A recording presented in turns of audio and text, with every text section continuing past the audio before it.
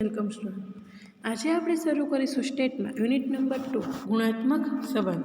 તો કે ગુણાત્મક સંબંધ શું કહે છે એમના વિશે માહિતી મેળવતા પહેલાં આપણે એમનો અર્થ જાણવો જરૂરી છે।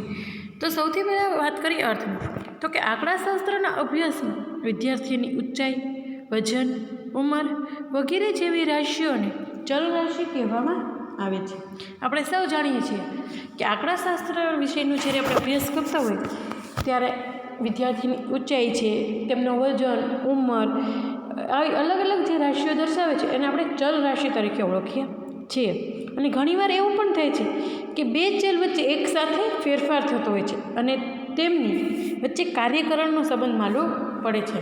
સહસંબંધની અભ્યાસ કરીએ ત્યારે આપણે સૌ જાણવું કે અમુક બે ચલ વચ્ચે જ્યારે એકસાથે ફેરફાર થતો હોય તો ત્યારે આપણે એને કાર્યકરણનો સંબંધ દર્શાવી શકીએ છીએ। બે ચલ વચ્ચેના આ પ્રકારના સંબંધનો અભ્યાસ આપણે સહસંબંધ દ્વારા કરીએ છીએ।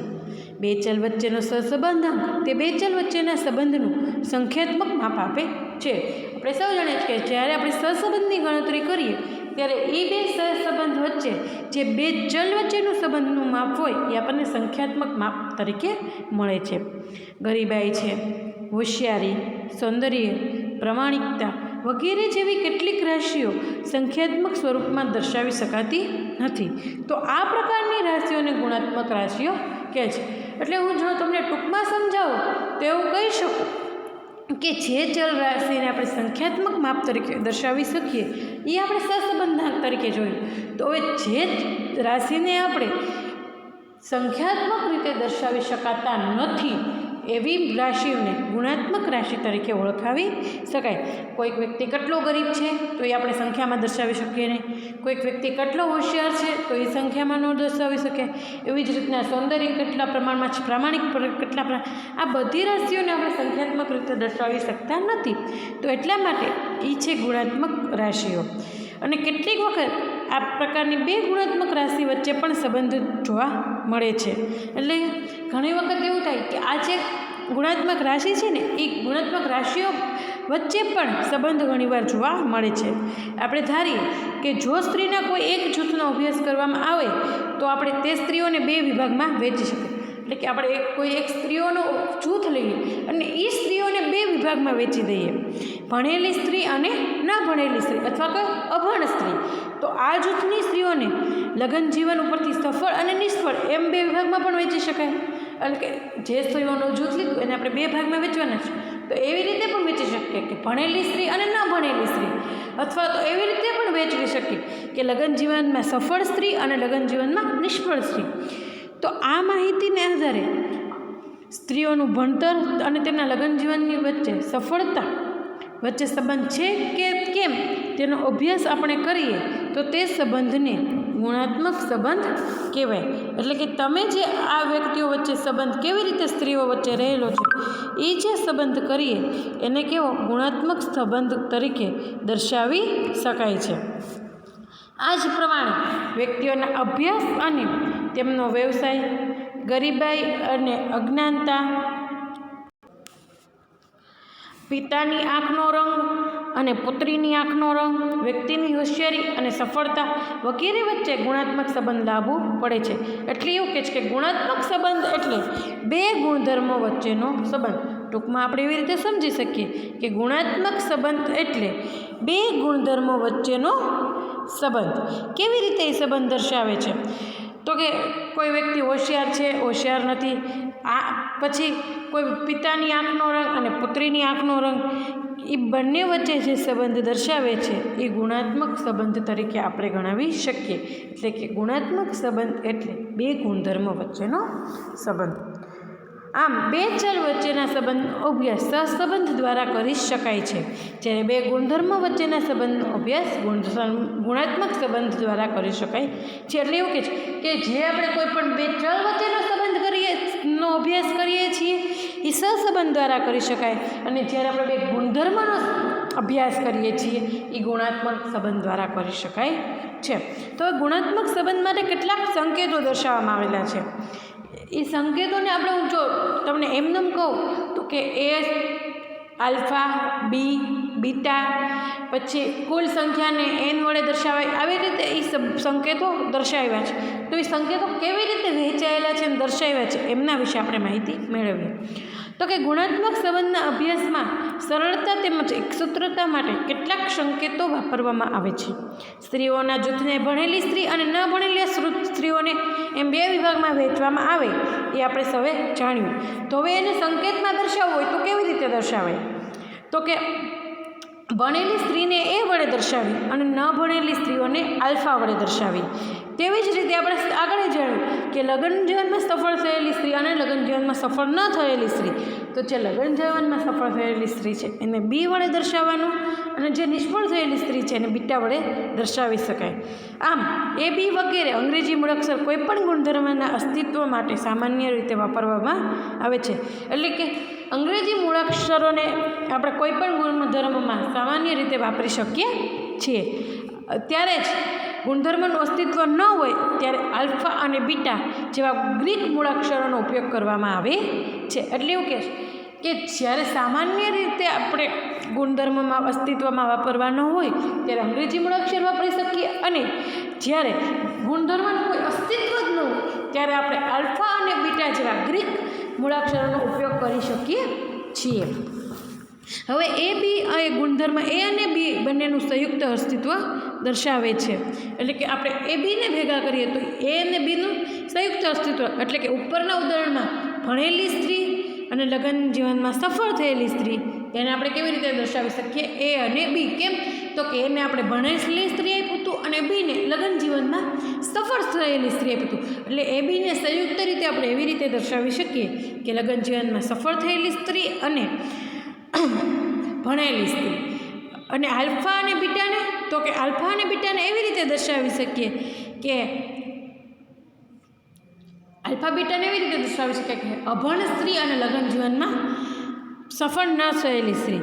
એ ઉપરાંત આપણે એવી રીતે પણ દર્શાવવાનું છે એ અને બીટા. તો એ અને બીટાને કેવી રીતે દર્શાવી શકાય? તો કે એ એટલે ભણેલી સ્ત્રી અને બીટા એટલે કે લગ્ન જીવનમાં નિષ્ફળ થયેલી સ્ત્રી. અને આલ્ફા અને બીને કેવી રીતે દર્શાવાય? તો કે અભણ સ્ત્રી અને લગ્ન જીવનમાં સફળ થયેલી સ્ત્રી.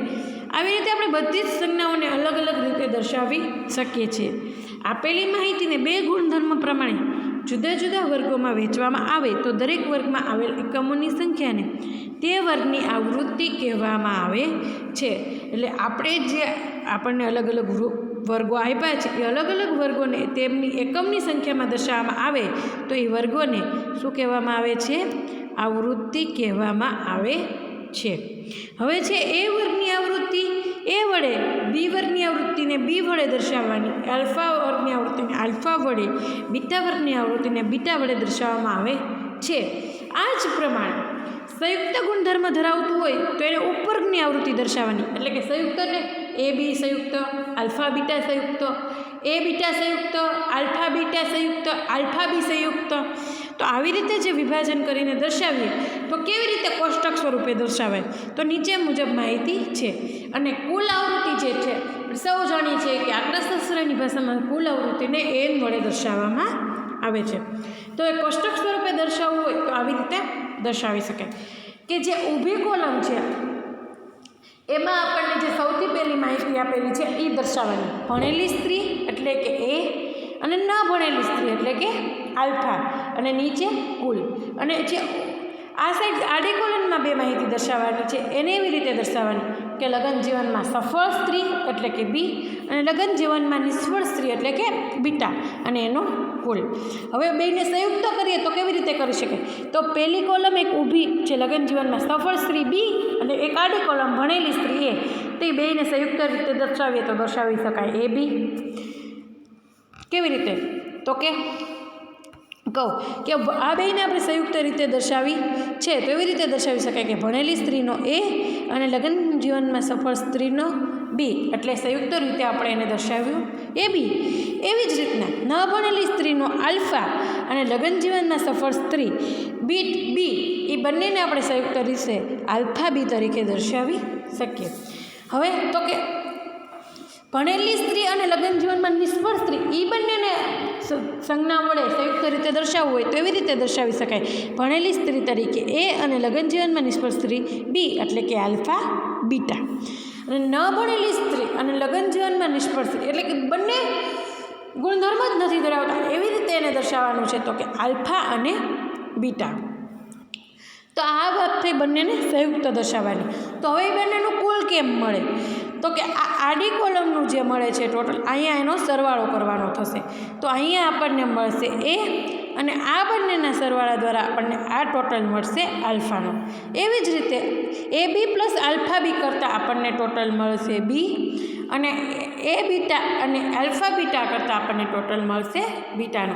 તો આવી રીતે જે માહિતી ગુણાત્મક માહિતી આપેલી છે એને આપણે 2/2ના કોષ્ટકમાં, જો નીચે દર્શાવેલું છે કે 2/2ના કોષ્ટકમાં કન્ટીજન્સી તરીકે કોષ્ટક કહીને આપણે એને આવી રીતે દર્શાવી શકીએ. તો આવી રીતે દર્શાવી તો દીધું, પણ આ કુલ એ આલ્ફા બી આ ટોટલ જે એન મળ્યો, આ ટોટલ આપણને જે એની કિંમત મળે છે એનની, તો એ કેવી રીતે મળે એની વિશે માહિતી દર્શાવેલી છે. એની માટે આપણે જે માહિતી મેળવશું એટલે કે એ પ્લસ આલ્ફા કરો અને બી પ્લસ બીટા કરો એ બંનેનો ટોટલ એન સરખો જ આવે. તો એના વિશે માહિતી હવે નીચે આપેલી છે કે એ સંબંધો કેવી રીતે સ્પષ્ટ થાય. તો કે તમે એ બી પ્લસ એ બીટા કરો એટલે તમને મળે A, alpha B plus alpha beta કરો એટલે તમને મળે alpha, A B plus alpha B કરો એટલે તમને મળે બી, અને A B plus alpha beta કરો એટલે તમને મળે બીટા.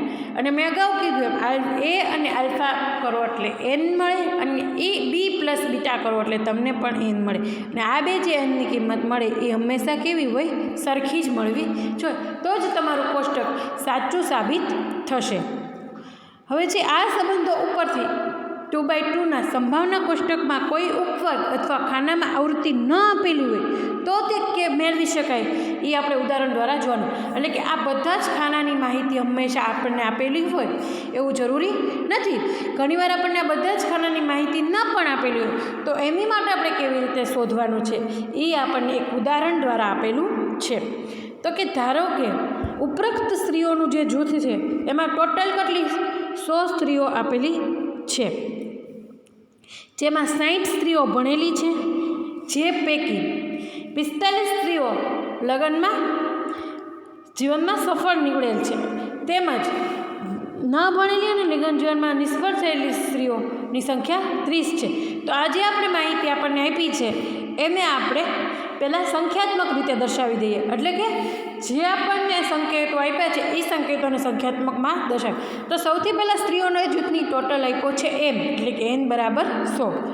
પછી આપણને આપ્યું છે જેમાં સ્ત્રીઓ 60 ભણેલી છે. તો આપણે સૌએ જાણ જે ભણેલી સ્ત્રીઓ છે અને આપણે એ આપ્યું તો એ બરાબર 60, જે પૈકી 45 લગ્ન જીવનમાં નિષ્ફળ ગયેલી છે. 45 લગ્ન જીવનમાં નિષ્ફળ ગયેલી છે. તો લગ્ન જીવનમાં જે નિષ્ફળ ગયેલી સ્ત્રીઓ છે એને આપણે શું આપી શકીએ? 45 જે લગ્ન જીવનમાં નિષ્ફળ ગયેલી છે, આપણે આમ જોઈએ તો લગ્ન જીવનમાં નિષ્ફળ થયેલી સ્ત્રીઓને આપણે બીટા આપવાનું કહેલું. પરંતુ એ જે 60 સ્ત્રીઓ છે ને એ જ 60 સ્ત્રીઓની માંથી 45 સ્ત્રીઓ લગ્ન જીવનમાં નિષ્ફળ ગયેલી છે. એટલા માટે આપણે એ બી બરાબર 45 આપીશું. કેમ? તો કે 60 સ્ત્રીઓ જે ભણેલી છે પણ 45 સ્ત્રીઓ એમાંથી તે નિષ્ફળ ગયેલી છે, એટલે કે એ બી બરાબર 45, અને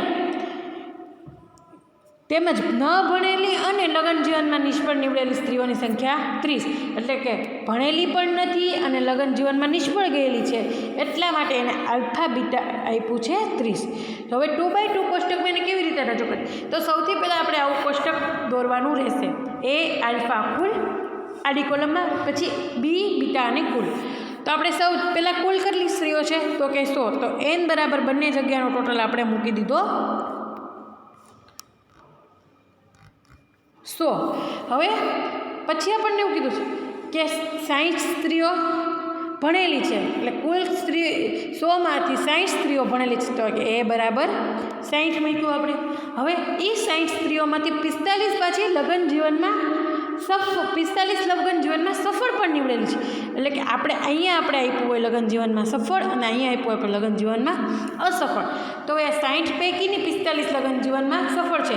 તો એ આ બે સંયુક્ત આપેલું છે કે એ 45 સ્ત્રીઓ ભણેલી પણ છે અને લગ્ન જીવનમાં સફળ છે, એટલે આપણે સંયુક્ત રીતે એને દર્શાવ્યું એ બી બરાબર 45.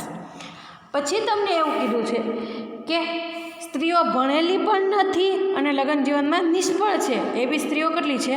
30. તો કે જે સ્ત્રીઓ ભણેલી પણ નથી અને લગ્ન જીવનમાં નિષ્ફળ છે એવી સ્ત્રીઓ કેટલી છે? 30. તો હવે જે ખૂટતી માહિતી છે, કેટલી ખૂટતી માહિતી છે? 1, 2, 5 ખૂટતી માહિતી. તો એ ખૂટતી માહિતી આપણે કેવી રીતે મેળવીએ? તો જે માહિતી આપણને આપી છે એ માહિતીના આધારે જ આપણે ખૂટતી માહિતી મેળવવાની.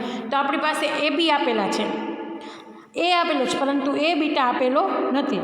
તો આપણે એ કેવી રીતે મેળવતા? તો કે A B plus A beta is equal to A. તો આપણી પાસે એ બી પણ છે અને એ છે, તો એ બીમાં એ બી પણ છે અને એ છે, તો એ બંને દ્વારા આપણે એ બીટા મેળવી શકીએ. તો કે એ બી બરાબર 45 અને એ બરાબર 60. તો એ બીટા લઈએ તો 45 60માંથી આપણે 45ને બાદ કરીએ તો પણ આપણને એ બીટા મળી જાય અને ડાયરેક્ટ આપણે બીટા મેળવવો હોય તો પણ મળી જાય. હવે એ બીટા કેવી રીતે મળે? તો કે A beta is equal to 60 minus 45 એટલે બરાબર જવાબ આવશે 15. કેવી રીતે? તો કે જે એ આપ્યો તો 60 એનામાંથી એ બી 45 આપણે કર્યા માઇનસ સામેની બાજુ લઈને, એટલે એ બીટા આપણને મળ્યો 15. હવે આપણને આ વસ્તુ મળી ગઈ. હવે આપણે ડાયરેક્ટ બીટા શોધી શકીએ. કેવી રીતે? તો કે આપણી પાસે એ બીટાની પણ માહિતી છે અને આલ્ફાની પણ માહિતી છે, એટલે આપણને કુલ બીટા મળી જશે. તો કે આપણને એ બીટા મળ્યો 45 અને આલ્ફા બીટા આપણી પાસે છે 30. તે બંનેનો સરવાળો કરતાં આપણને મળશે બીટા કેટલો મળશે? તો કે 15. કેમ? તો કે આપણને આલ્ફા બીટા મળ્યો છે 15 અને આલ્ફા બીટા છે 45, એટલા માટે આપણને મળશે જવાબ 45. આપણી પાસે આલ્ફા બીટાની કિંમત હતી 15 અને એમાં એ બીટાની કિંમત હતી 15 અને એમાં આપણે આલ્ફા બીટા પ્લસ કર્યા 30, એટલે આપણને કિંમત મળી 45.